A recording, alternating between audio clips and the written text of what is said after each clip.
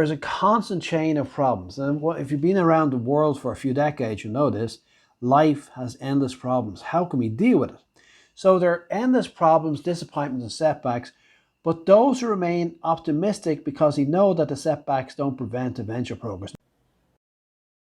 A computer company, I was in the sales department, and I felt that our sales figures were unrealistic. And yet mysteriously, somehow, we always hit the figures. And I came to realize after a while that although it might seem unrealistic, you have to start with some figure and work towards it. You have to have the belief. And we see this in business all the time. You have to have the belief that it can happen.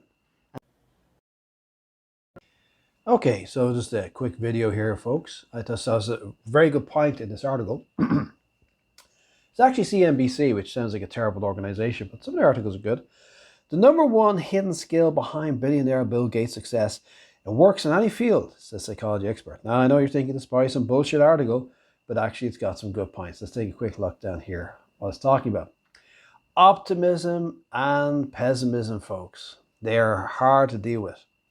So it says here, pessimism is vital for success. It helps us prepare for risks before they arrive, but optimism is equally essential. The belief that things can and will be better even when the evidence is murky is one of the most essential parts of a sound relationship and making long-term investment. So this guy is quoting from his book, Same as Ever, A Guide to What Never Changes. He's talking about how to balance the two. Successful people find a balance between optimism and pessimism. It's a good point. We're always thinking of, oh, we should be an optimist. Somebody who's a pessimist is very negative. We should be optimistic. So let's see what it says here. It says, Bill Gates is a great example of how effective this skill is. From the day he started at Microsoft, he insisted on always having enough cash in hand to keep the company alive for 12 months with no revenue coming in.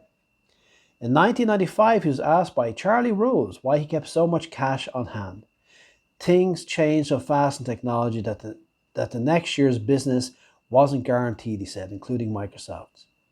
In 2007, he reflected, I was always worried because people who worked for me were older than me and had kids. And I always thought, what if we didn't get paid? Will I be able to meet the payroll? So here we see optimism and confidence mixed with a heavy pessimism. What Gates seems to get right here is that you can only be an optimist in the long run if you're a pessimist in the short run. Okay, it's a good point. Okay, so why should you strive to be a rational optimist? It says here, the important thing to recognize here is that optimism and pessimism exist in the spectrum. At one end, you have the pure optimists, and they think everything is great, but then they're not able to deal with any negative things. And then at the other end, you have the pure pessimists who don't think anything is possible.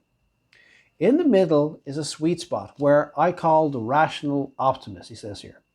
Those who acknowledge that history is a constant chain of problems and disappointments and setbacks, but who remain optimistic because they know that setbacks don't prevent eventual progress. And I think this is terribly important. So let's read that again.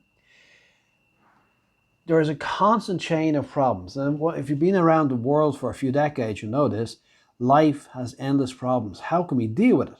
So there are endless problems, disappointments, and setbacks.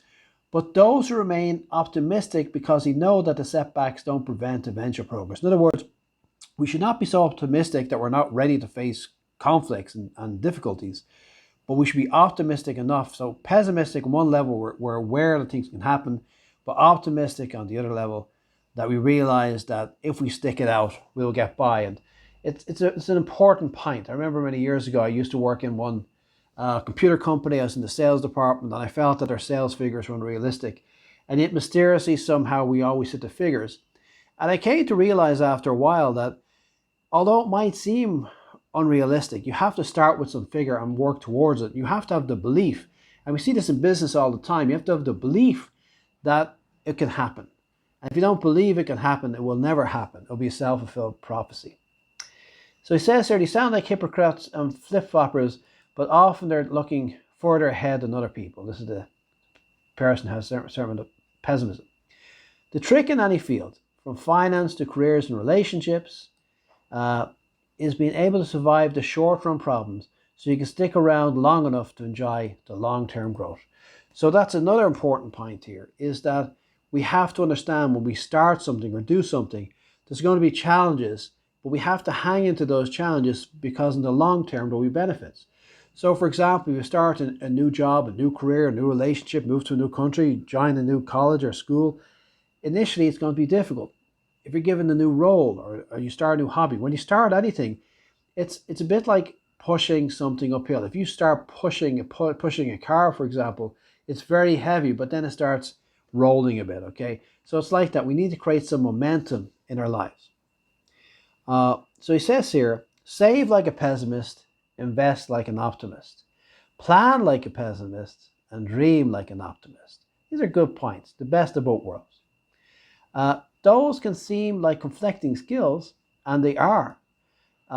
It's intuitive to think you should be an optimist or pessimist.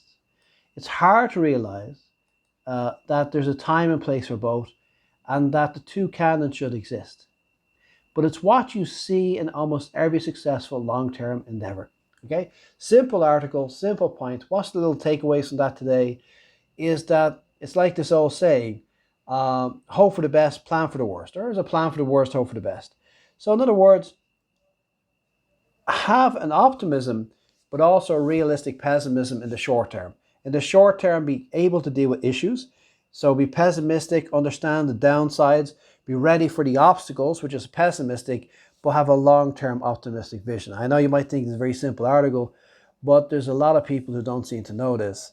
A lot of people who think you have to be an optimist all the time, but then if you're too much of an optimist, you'll never prepare for any challenges. So some people say you're being negative, you should always be upbeat, but you have to realize there's always obstacles. So how are you going to deal with them? So having this, different strategies like plan A, plan B, plan C. I remember as a kid, we used to have a TV show called The A-Team was on, and he used to always be talking about this guy called Hannibal saying, "Oh, you're going to plan B," and we should be like that. We should have this belief that we can achieve something, but be ready to deal in the short term with those negatives. So optimistic in the long term, pessimistic in the short term, and being able to be realistic and deal with things.